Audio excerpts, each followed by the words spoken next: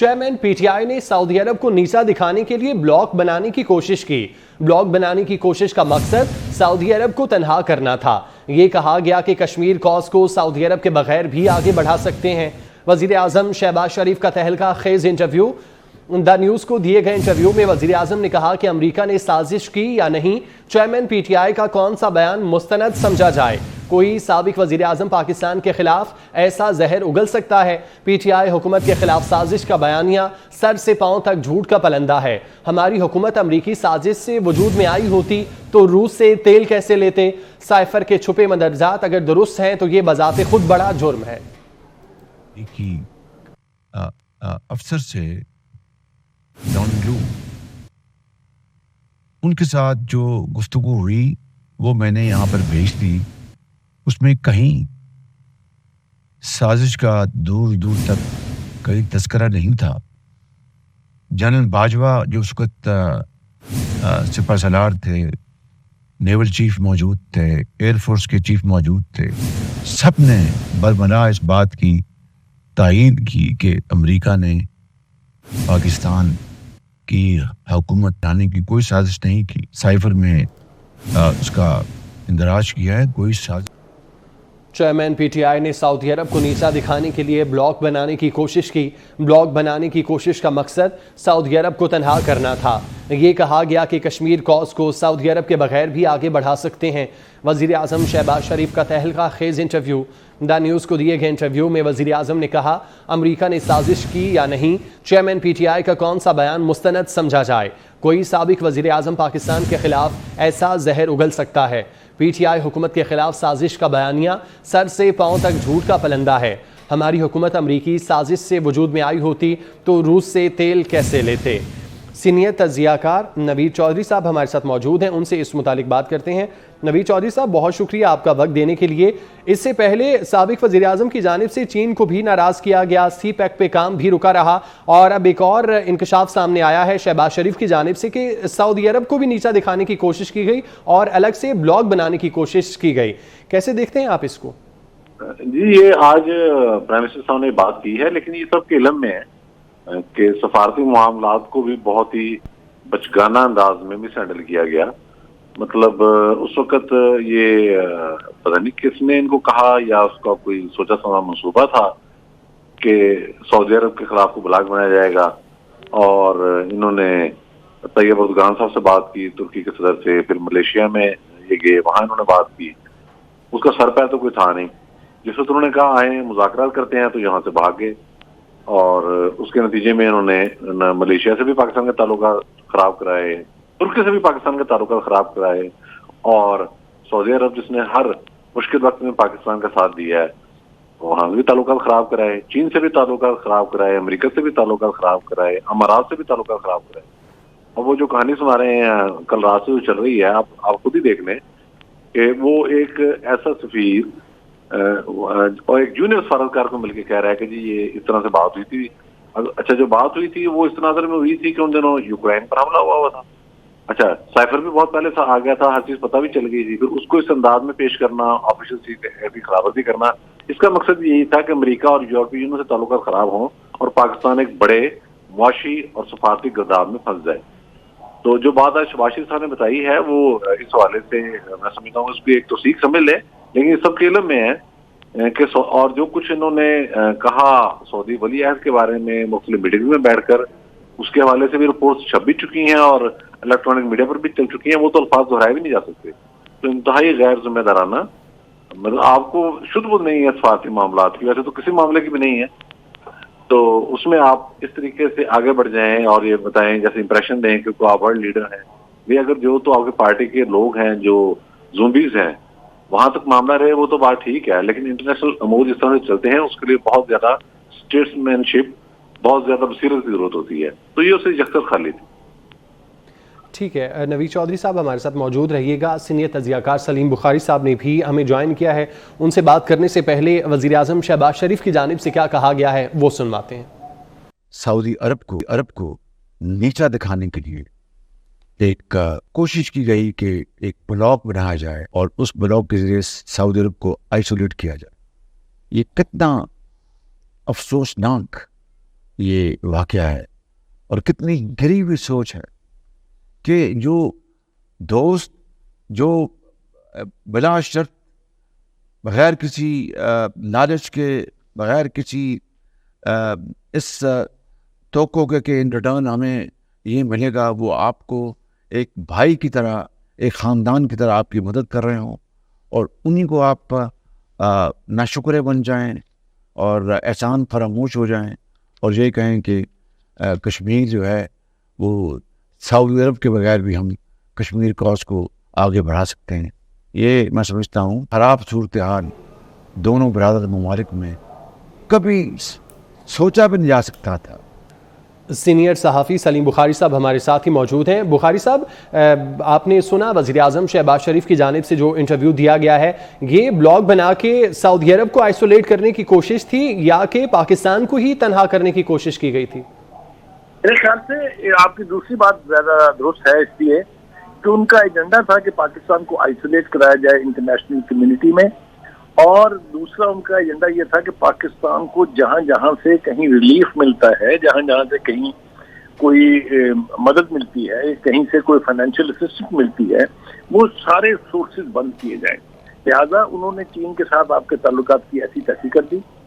یہ جو موسم تھے آپ کے سعودی عربیہ ہو گیا، یو اے ای ہو گیا، ان کے لیڈران کے بارے میں جو ہرزہ سرائی کی انہوں نے، وہ نوید چودھری صاحب نے بالکل درست کہا کہ وہ تو دہرائی بھی نہیں جا سکتی. ایسی گھٹیا زبان، ایسی ذلیل زبان استعمال کی گئی ان کے بارے میں. دوسری طرف آپ یہ دیکھیں کہ جو ڈومیسٹک پالیسیز تھی ساری وہ تو تباہ کن تھی ہی، جس نے پاکستان کو بینکرپٹ آلموسٹ کرا دیا تھا. ڈیفالٹ تو چھوٹا لفظ ہے. دوسری طرف آپ یہ دیکھیں کہ اپنے مفاد کی خاطر انہوں نے سپر پاور سے لڑا دیا پاکستان کو. آپ بتائیں ہماری کہاں مجال ہے کہ ہم یہ کہیں امریکہ کے پریزیڈنٹ کو کہ تم ہماری حکومت کو ہٹانے کی سازش کر رہے ہو. اور امریکہ کی سازش جو ہے وہ اتنا گھٹیا الزام ہے کہ امریکہ کے ڈونلڈ لیو صاحب جو ہے سازش کرنے کے لیے پاکستان کے سفیر کو بتا رہے ہیں کہ اپنے ملک کو بتا دیں جا کے کہ ہم سازش کر رہے ہیں آپ کے وزیر اعظم کو ہٹانے کی. یہ اتنا لچر، اتنا گھٹیا، اتنا بے معنی الزام ہے کہ جس دماغ نے بھی یہ اختراع کی، جس نے یہ الزام عائد کیا، ان کی ذہنیت جو ہے پرائمری جماعت کے بچے سے بھی گھٹیا ہے. اس لیے میں اس کے اوپر اس سے زیادہ جانا نہیں چاہتا ہوں کہ جنہوں نے بھی یہ سوچا تھا کہ پاکستان کو برباد کریں گے، پاکستان کو آئسولیٹ کریں گے، ڈپلومیٹکلی اس کو روئن کریں گے، وہ اوپر اللہ بیٹھا ہوا ہے. اور یہ پرائم منسٹر صاحب نے کل بھی ٹھیک کہا تھا کہ اسلام کے نام پر بننے والی یہ ریاست ہے، اور دوسری ریاست ہے مدینہ کے بعد، اس لیے اس کا رکھوالا بھی اوپر بیٹھا ہوا ہے. تو تمام سازشیں جتنی بھی کی تھی عمران خان اینڈ کو، اب میرے خیال سے یہ نئی اصطلاح میں آپ کو دے رہا ہوں، عمران اینڈ کو، انہوں نے جتنی بھی گھناؤنی سازشیں کی تھی پاکستان کے خلاف، اللہ تعالیٰ نے ایک ایک واپس ان کے منہ پر دے کے ماری ہے، اور وہ بغلیں چھانک رہے ہیں. وہ شرمندگی کے مارے وہ میرا خیال سے اس حوالے سے تو گفتگو بھی نہیں کر سکتے، because they have all been caught red handed. رنگے ہاتھوں وہ پکڑے گئے ہیں. وہ پاکستان جو دوسروں کو غدار کہتے تھے، میر جعفر میر صادق کہتے تھے، وہ خود میر جعفر اور میر صادق ہے. کوئی دو رائے اس کے بارے میں نہیں ہے. جو پاکستان کے مفاد کے خلاف کام کرے وہ غدار ہے، وہ غدار ابن غدار ہے. تو اس کے بارے میں مزید اس کے سوا کچھ کہنا نہیں چاہتا کہ اللہ تعالیٰ ہمارا حامی و ناصر ہو. اللہ کی ذات جب تک پاکستان پہ ٹھنڈی نظر کیے ہوئے ہے، یہ عمران دار اور عمران اور گمراندوز یہ کچھ بھی پاکستان کا نہیں کر سکتے. پاکستان سلامت رہنے کے لیے بنا ہے اور انشاءاللہ یہ سلامت رہے گا. جی انشاءاللہ. بخاری صاحب ساتھ ہی رہیے گا. سینئر صحافی رضوان رضی صاحب نے بھی ہمیں جوائن کیا ہے. رضوان صاحب، اگر ہم گراؤنڈ ریالٹی دیکھیں تو پاکستان کے خزانے جب بھی خالی ہوئے ہیں، چین اور سعودی عرب نے ہی پاکستان کی مدد کی ہے. لیکن سابق وزیر اعظم کی جانب سے پہلے IMF سے معاملات خراب کیے گئے، پھر چین کو ناراض کیا گیا، سی پیک پہ کام ان کے دور میں رکا رہا، اور اب یہ بلاک بنانے کی جو خبریں، اب وزیر اعظم شہباز شریف نے بھی انٹرویو میں انکشاف کیا ہے کہ اصل مقصد تو سعودی عرب کو سائیڈ لائن لگانا تھا. آپ کیسے دیکھتے ہیں اس کو؟ دیکھیے، پہلے تو آپ مجھے بخاری صاحب کے سامنے سینئر جرنلسٹ نہ کہیں. بخاری صاحب is the most senior journalist in this Pakistan, in this country. ہمارے اساتذہ ہیں، ہمارے فادر لائک فگر ہیں. اللہ تعالیٰ ان کو سلامت رکھے، صحت دے. ان کے بعد ہیلو جی ان کے بعد گفتگو کرنا کو مناسب نہیں لگتا. लेकिन देखिए इंटरनेशनली जो डिजास्टर हुआ वो डिजास्टर ये हुआ कि हमारे वजीर आजम जो हैं उन्होंने एक इंटरनेशनल इन्वेस्टमेंट कॉन्फ्रेंस जो थी सऊदी अरब में उसमें खड़े होकर कहा कि हमें आपस के अंदर जो लेन देन है वो ब्लॉकचेन टेक्नोलॉजी के ऊपर मुंतकिल कर देना चाहिए। अच्छा, ब्लॉकचेन टेक्नोलॉजी क्रिप्टो करेंसी की लेन देन के लिए इस्तेमाल होती है, यानी कि ऐसी करेंसी जिसको दुनिया की कोई भी मेन स्ट्रीम गवर्नमेंट एक्सेप्ट नहीं करती। वो अंडरवर्ल्ड की पेमेंट्स के लिए जो चीजें इस्तेमाल होती हैं, इमरान खान के जहन में वो चीज छाई हुई थी, वो इंस्ट्रूमेंट छाया हुआ था और उन्होंने उसका इंकशाफ फरमाया। एक बात हो गई। फिर जनाब दूसरी तरफ हमने कहा कि जी हम एक मुस्लिम ब्लॉक मजीद बनाने लगे हैं और उसके अंदर तुर्की और मलेशिया शामिल हैं और उनको कहा कि जी आप कॉन्फ्रेंस बुलाएं और हम एक टीवी चैनल भी लॉन्च करेंगे। उन्होंने बेचारों ने कॉन्फ्रेंस बुला ली और फिर खुद इतने माशाल्लाह बहादुर थे कि सऊदियों ने जब नाराजगी का इजहार किया तो उस अपनी बुलाई हुई कॉन्फ्रेंस में जाने से इनकार कर दिया। अब आ जाइए इस तरफ चाइना की तरफ। चाइना का पाकिस्तान में मेन स्टेक जो है अब सीपैक बन गया हुआ है और 29 अरब डॉलर के करीब जो है उसकी सरमायाकारी आ चुकी हुई है। इस 29 अरब डॉलर की सरमायाकारी उस वक्त नहीं थी, ज्यादा पाइपलाइन में भी थी, उस वक्त तक तकरीबन 19 से 20 अरब डॉलर आ चुकी थी, बाकी 10 अरब डॉलर के करीब पाइपलाइन में थी। तो आते ही इनके जो वजीर थे उन्होंने ये स्टेटमेंट दाग दी कि जनाब सीपैक के तमाम एग्रीमेंट्स जो होंगे वो रीनेगोशिएट होंगे, फिलहाल इसको फ्रीज कर देना चाहिए। ये मैं रज़ाक दाऊद साहब की बात कर रहा हूँ। अब इस बयान के बाद जो चीनी कंपनियों पे बीती और जो उनके अदारों के साथ हुआ, सिर्फ 1400 अरब रुपया तो हमने ये जो आपका है इनका बिजली बनाने वाले कारखानों का उधार देना है उनका, जो हमने इमरान खान साहब के दौर में अदा नहीं किया। और चाइनीज जो हैं उन्होंने उसकी डिमांड करती रही उनकी कंपनियां, लेकिन उनकी हुकूमत ने उन पाकिस्तान के खिलाफ कोई एक्शन करने का या किसी अदालत में जाने की उनको इजाजत नहीं दी। एक ये बात हो गई। अच्छा, फिर तुर्की के साथ जो हमारे जो चल रहे थे, तुर्की की कंपनियों को जो पाकिस्तान में मुख्तलिफ सर्विसेज में सरंजाम दे रही थी उनको बकायदा जलील करके निकाला गया, रातों को ऑपरेशन करके उनके दफातर पे कब्जे किए गए। सो फार सो कि जब अपना पेशावर की मेट्रो चलाने की बारी आई और वो तुर्की की कंपनी को कहा गया कि आप बिड करें, तो उन्होंने कहा कि हम आपके हुकूमत के अंदर किसी प्रोजेक्ट के लिए बिड नहीं करेंगे।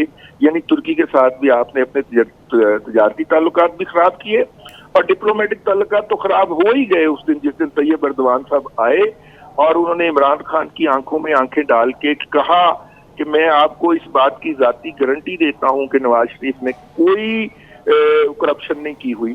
लेकिन इन्होंने उनकी जो गारंटी थी उसको अपने पांव की नोक पे रखा और नतीजे के तौर पे तैयब एर्दोआन भी नाराज हो गए पाकिस्तान से। और अगर आपको मैं वो हेडलाइन याद दिलाऊं, जब इमरान खान साहब के हामी सहाफियों ने अर्दगॉन में साइफन डाल के लिखा, यानी कि अर्दगान साहब गॉन, वो जो हुआ था वहां पे। तो ये तमाम हरकतें जो हैं पाकिस्तान के, वो तमाम जो रवायती दोस्त हैं, यानी आप देखिए कतर जो है वो पाकिस्तान की बहुत ज्यादा मदद किया करता है। कतरी को पाकिस्तान की डिक्शन के अंदर पीटीआई और उनकी सोशल मीडिया टीम ने एक गाली बना दिया। और उसके बाद आ जाइए सऊदी अरब जो पाकिस्तान की हमायत किया करता है। सऊदी अरब से जो पाकिस्तानी सफीर ने साइफर लिखा था, मेरी ख्वाहिश है कि वो साइफर पब्लिक हो और उसमें जो सऊदी गवर्नमेंट ने पाकिस्तान के वजीर आजम के बारे में जो जुबान इस्तेमाल की थी वो जुबान इस काबिल नहीं है कि दोहराई जाए मीडिया पे बैठ के पब्लिक प्लेस के ऊपर। उसके अंदर ऐसे ऐसे इल्काबात से इनको नवाजा गया था और उसकी वजह ये थी कि वो जो सऊदी अरब के शहजादे के बारे में जो इमरान खान साहब की गुफ्तगू जो इन्होंने की थी उसके बाद वो सारा कुछ हुआ। यूएई की गवर्नमेंट जो थी उसके साथ भी हमारे तल्लुकात खराब हो गए और हम मेरा मतलब है कि इंटरनेशनल एक कैटास्ट्रोफी थी, एक डिजास्टर था जो इमरान खान साहब ने डिप्लोमेटिक फ्रंट के ऊपर जो था वो पाकिस्तान के साथ किया। ٹھیک ہے، رضوان صاحب ساتھ موجود رہیے گا۔ نوید چودھری صاحب، دعوے تو تھے کہ 100 دنوں میں تمام معاملات ٹھیک کریں گے، لیکن 4 سالہ دور میں جو کچھ ہوا وہ رضوان صاحب نے 4 منٹ میں ہی پول کھول کر رکھ دیا ہے۔ روسی تیل کی بات کر لیتے ہیں۔ سابق وزیر اعظم کی جانب سے یہ دعویٰ کیا جاتا تھا کہ دورہ روس کی وجہ سے یہ تمام تر جو رژیم چینج کا بیانیہ ان کی جانب سے بنایا جاتا رہا، لیکن شہباز شریف کی جانب سے تو آج انٹرویو میں یہ بھی کہا گیا ہے کہ اگر امریکی سازش اسی وجہ سے ہوتی تو ہم روس سے تیل ہی کیوں خریدتے؟ اس پہ کیا کہیں گے آپ؟ دیکھیں، اس میں تو ہمیں بہت زیادہ ریسرچ کی ضرورت نہیں ہے۔ پاکستان میں جو روس کے سفیر ہیں ان سے جب ایک محفل میں پوچھا گیا کہ ایسا کوئی معاملہ ہوا ہے تو وہ باقاعدہ ہنس پڑے۔ وہ اب ظاہر ہے سفیر تھے، وہ کیا کہتے ہیں، وہ طنزی ہنسی تھی، تو کہہ رہا بھی ہم سے تو کسی نے نہیں پوچھا، لیکن اگر کوئی لینا چاہے یا ایسا ایگریمنٹ کرنا چاہے تو ظاہر ہے اس کے لیے تیار ہیں، وہ تو انکار تو ہم نہیں کریں گے کسی کو۔ یہ تو انہوں نے ایک بیانیہ بنایا یہاں آ کے کہ میں وہاں یہ کرنے گیا تھا، وہ کرنے گیا تھا۔ جس وقت وہ گئے اور اسی دن روس نے یوکرین پہ حملہ کر دیا، اور ظاہر ہے پاکستان کے لیے ایک بیرکنگ پوزیشن تو بنی، اور یہ بات بھی بالکل ریکارڈ پر ہے کہ جنرل باجوہ نے ان کو بھیجا تھا، یہ نہیں گئے تھے، جس کو بعد میں انہوں نے میر جعفر کہا اور میر صادق کہا، اور کوئی دنیا کا الزام نہیں ہے جو ان پر نہ لگایا ہو، انہوں نے ان کو بھیجا تھا کہ آپ ذرا روس کی طرف بھی جائیں۔ تو یہ تو ان کا کریکٹر ہے۔ تیل جب آنا تھا، جنہوں نے معاہدہ کرنا تھا انہوں نے معاہدہ بھی کیا، وہ گئے بھی، نیگوشیٹ بھی ہوا، باقی چیزوں میں بھی ٹریڈ کھل رہا ہے چین کے ساتھ، بالکل واضح بات ہے یہ۔ ٹھیک ہے، نوید چودھری صاحب آپ کا بہت شکریہ، سلیم بخاری صاحب اور رضوان رضی صاحب بھی ہمارے ساتھ موجود تھے، سب کا بہت شکریہ۔